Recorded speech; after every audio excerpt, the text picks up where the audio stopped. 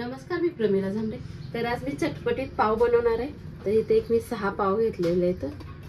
त्यासाठी इथे मसाला करण्यासाठी मी एक टमाटर घेतले, थोडीशी कोथिंबीर आहे, गाजर आहे, कांदा आहे, शिमला मिरची घेतलेली।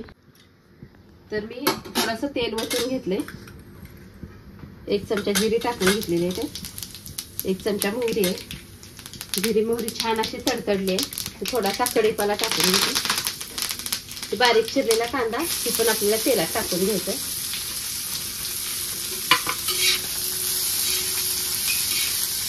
कांदा छान असा लाल झालेला आहे।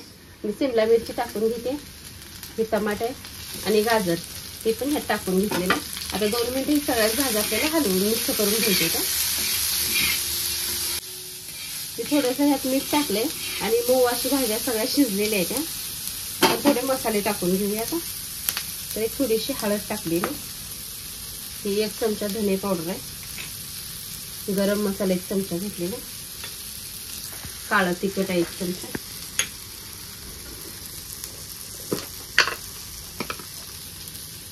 एक अर्धा चमचा लाल चटणी टाकून घेतली, थोडीशी कोथिंबीर आहे बारीक चिरलेली। छान असं मसाले मिक्स करून घेते। आता थोडंसं मीठ टाकते, मी मगाशी थोडं टाकलेलं, आणि थोडंसं पाणी ओतून घेते।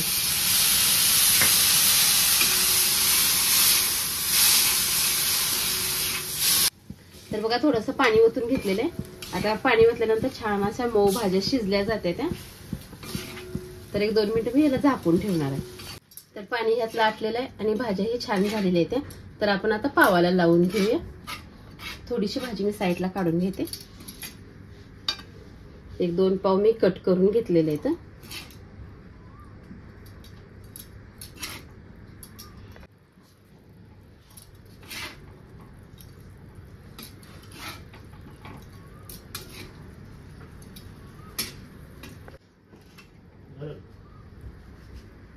तर असा मी छान असा पावाला सगळीकडनं मसाला लावून घेतलेला आहे। तर अशा प्रकारे चटपटीत असा मी मसाला पाव बनवून घेतलेला आहे तव्यावरती।